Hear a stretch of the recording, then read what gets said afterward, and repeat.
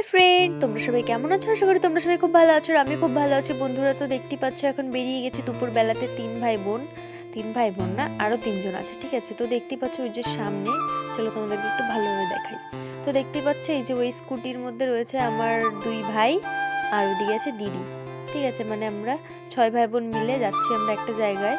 তো পুরো ভিডিওটা দেখতে থাকো, তাহলে বুঝতে পারবে। আর আমার মুখের দাগটা দেখে তোমরা ভাবছো এটা আমার কি হয়েছে, তো আমি পড়ে গেছিলাম, তাই জন্য মুখের মধ্যে একটা দাগ হয়ে গেছে।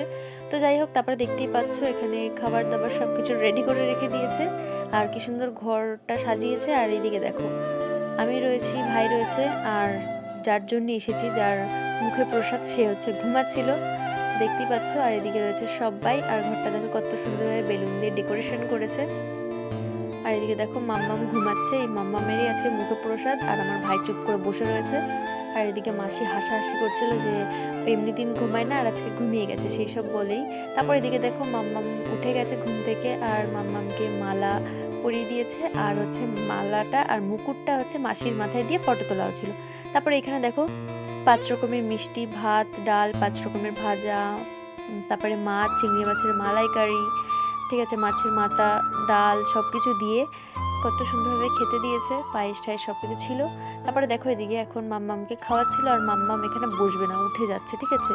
তো দেখতেই পাচ্ছ বসতে চাইছিল না, আর জামাটা চেঞ্জ করে দিয়েছে। আর যে জামাটা পরে রয়েছে এই জামাটা হচ্ছে আমরা দিয়েছি মানে মাম্মামকে। তো কেমন লাগছে জামাটা পরে তোমরা প্লিজ কমেন্ট করে জানিও। আর মাম্মামকে দেখো কতটা সুন্দর লাগছে আজকে, ঠিক আছে? তারপরে তো এইদিকে মাম্মামকে মাছের মাথা দিচ্ছিল খাওয়ার জন্য, আর দেখো ও খাবে না, সরিয়ে দিচ্ছে, ঠিক আছে? এখানে বসতেই চাইছিল না ও। তো যাই হোক, তারপর দেখো এখন আস্তে আস্তে খাইয়ে দিচ্ছিল, তারপর এখন ওকে মাছ দেবে, দেখো কত সুন্দরভাবে মাছটা খেয়ে নেবে। তো দেখতেই পাচ্ছ চুপ করে বসে এখন মাছটা খেয়ে নিচ্ছে। তারপর এদিকে দেখো এখন ওকে পায়েস খাওয়াবে, দেখো পায়েসটাও কত সুন্দর চুপ করে বসে খেয়ে নেবে, দেখো আস্তে আস্তে খাচ্ছিল, আর দেখতে কতটা সুন্দর লাগছিল। দেখো এদিক ওদিক সব দিকে ঘুরে ঘুরে দেখছে যে এত লোকজন কেন, সেটা দেখছিল আর খাচ্ছিল। তারপরে এদিকে দেখো মাছের মাথাটা ও ধরে খেতে চাইছে, ঠিক আছে?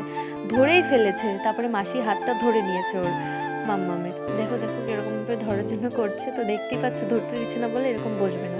তারপরে মাম্মামের খাওয়া দাওয়া কমপ্লিট, আর এদিকে দেখো আমার মুটু ভাইয়ের সাথে মাম্মাম কোলে উঠে ওর সাথে খেলা করছিল। আর এদিকে রয়েছে আমার দিদি, আর এদিকে দাদা ভাই ওরা সবাই বসেছে খাওয়ার জন্য। আর এদিকে রয়েছে ছোটু, তো ছোটুকে দেখতেই পাচ্ছ হাসাহাসি করছিল, আর আমার ভাই বলছিল দেখ আমার সাথে কত সুন্দরভাবে খেলছে ও।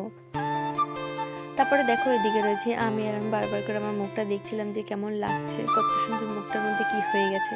তো যাই হোক, তারপরে এদিকে আমি এখন খাচ্ছিলাম, আর আমি ভিডিও বানাতে পারিনি খাওয়ার টাইমে, কারণ আমার ফোনটা স্টোরেজ ফুল হয়ে গেছিলো, তাই জন্য। তারপরে চলে আসলাম একটু আমাদের শ্যামনগর কালীবাড়ি গঙ্গার ঘাটের এখানে, দেখলাম যে দুটো ডগ কি সুন্দর শুয়ে রয়েছে, আর দুটো ডগ কি সুন্দর ছোট্ট ছোট্ট পাপ্পিগুলো খেলা করছিল।